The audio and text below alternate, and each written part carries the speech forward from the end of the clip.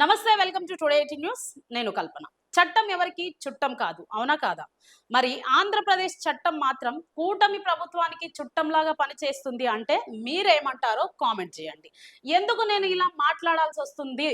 ఈ వీడియో మొత్తం ఎక్కడ కూడా స్కిప్ చేయకుండా చూడండి, మీకే అర్థమవుతుంది. రీసెంట్ గా పాస్టర్ అభినవ్ ఒక రాజకీయ పార్టీ పెట్టి ముందుకు వెళ్తున్న క్రమంలో, అంటే ఆయన ఒక పాస్టర్ గా ఈ రాజకీయ పార్టీ పెట్టలేదు. ఏదో క్రైస్తవ మతానికి మాత్రమే, లేకపోతే క్రైస్తవ దళితులకు మాత్రమే, క్రైస్తవులకు మాత్రమే అని ఆయన ఈ రాజకీయ పార్టీ పెట్టలేదు. ఆయన రాజకీయ పార్టీ పెట్టి పాదయాత్ర చేస్తున్న క్రమంలో దాడి జరిగినట్టు, అక్కడ దాడి అయితే జరిగింది. ఆ రోజు 3-4 గంటలకు జరిగిన ఈ దాడిని డ్రామా అని క్రియేట్ చేయడం జరిగింది అని మనకు పోలీస్ వాళ్ళు, ఏపీ పోలీస్ వాళ్ళు నిర్ధారించడం జరిగింది. ఓకే, అది డ్రామా.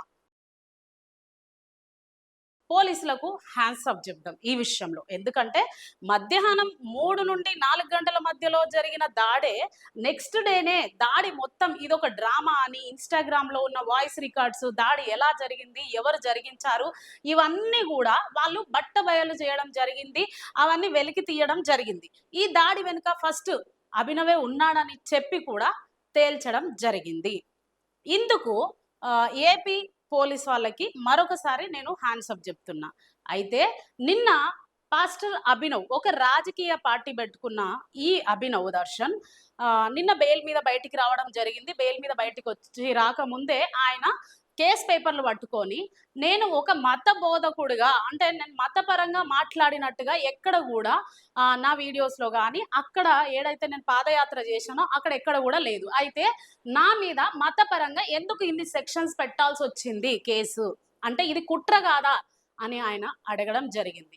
సో ఈ విషయంలో జస్పీడ్లో పనిచేసిన పోలీస్ ఆఫీసర్స్కి మనము అభినందించాల్సిందే. అయితే ఆంధ్రప్రదేశ్లో క్రమంగా ఆకువీడిలో జరుగుతూ వస్తున్న గొడవలు, ఆంధ్రప్రదేశ్లో ఎక్కడ చూసినా కూడా హిందూ మతం గురించి, లేకపోతే క్రైస్తవ మతం గురించి ఈ గొడవలు అన్నీ జరుగుతున్నాయి. ఆకువీడిలో గొంతనమ్మ గుడి విషయంలో దళితులకు, క్రైస్తవులకు, అలాగే డిప్యూటీ స్పీకర్ రఘురామ కృష్ణమరాజుకు, అంటే ఉండి నియోజకవర్గ ఎమ్మెల్యేకు గొడవలు జరిగాయి అన్న విషయం అందరికీ తెలిసిన సంగతి, మనకందరికీ తెలుసు. దళితులు రఘురామ కృష్ణమరాజు మీద దాడి చేశారని రఘురామ కృష్ణమరాజు కంప్లైంట్ ఇవ్వగానే అసలు అక్కడ దాడి జరిగిందా లేదా మీరే ఆలోచించండి ప్రజలారా. నిజంగా ఆకువీడులో రఘురామ కృష్ణమరాజు మీద దళితులు గాని, క్రైస్తవులు గాని దాడి చేశారా? మరి అదంతా ఒక డ్రామానే కదా. మరి ఈ కంప్లైంట్ ఇవ్వక ముందే అక్కడ 100 మంది పోలీసులు దిగిపోయి నానా రచ్చ చేసి 2-3 రోజులు దళితులందరినీ, ఒక ఊరును, ఒక గ్రామాన్ని బంధించి కర్ఫ్యూ విధించడం జరిగింది. అసలు రఘురామ కృష్ణమరాజు మీద దాడి జరిగిందా లేదా? జరగలేదు అని అక్కడున్న స్థానికులు, అక్కడున్న క్రైస్తవులు, దళితులు అందరూ కూడా చెప్పడం జరిగింది. ఇంకో విషయం మీరు గుర్తుపెట్టుకోవాల్సిన విషయం ఏంటంటే, అక్కడ ఏదో మసీదు కూలగొడతానో, లేకపోతే ఇంకొకటి చర్చ్ కూలగొడతానో అని అక్కడ అనలేదు ఆయన. ఆకువీడిలో ఉన్న గొంతనమ్మ గుడి కూలగొట్టి రాముడి గుడి కట్టే విషయంలో ఈ గొడవ అంతా జరిగింది. ఇది అందరికీ తెలిసిన విషయమే. మరి అభినవ్ దర్శన్ విషయంలో జరిగిన దాడిని ఖండించి, ఈ దాడి అంతా డ్రామా అని దాదాపు 8-10 రోజులు ఆయన రిమాండ్లో పెట్టిన ఏపీ పోలీస్ ఆఫీసర్స్ ఎందుకు RRR విషయంలో ముందుకు రావడం లేదు? ఇదంతా కూడా డ్రామా అని ఎందుకు తేల్చలేకపోతున్నారు? అక్కడున్న దళితులను ఎందుకు ఇబ్బంది పెడుతున్నారు? మరి రఘురామ కృష్ణమరాజు చేసింది డ్రామా కాదా? అక్కడ దాడే జరగలేదు, దాడి జరిగినట్టు క్రియేట్ చేసి దళితులను, క్రైస్తవులను ఆ ఊర్లో బంధించడం జరిగింది. అప్పుడు ఎందుకు రఘురామ కృష్ణమరాజుకు పోలీసులు బంధువులుగా, చట్టం చుట్టంలాగా పనిచేసింది? అంటే చట్టం అధికారంలో ఉన్న వాళ్ళకి ఒకలాగా, అధికారంలో లేని వాళ్లకు ఒకలాగా పనిచేస్తుందా? మీరు ఆలోచించండి ప్రజలారా. అలాగే ఈ మధ్య కాలంలో చూసినట్టయితే, నాకు దళితులు ఓట్లు వేయాల్సిన అవసరం లేదు అంటే వద్దా, మీకు దళితుల ఓట్లు వద్దా,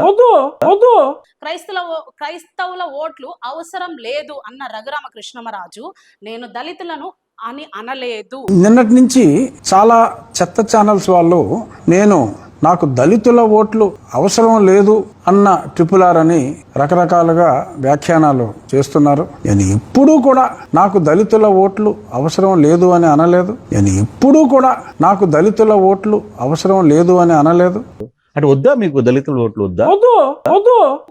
దళితుల కోసమే నేను ఫైట్ చేస్తున్నా అంటే మీరు ఇక్కడ ఇంకో విషయం జాగ్రత్తగా ఆలోచించాలి.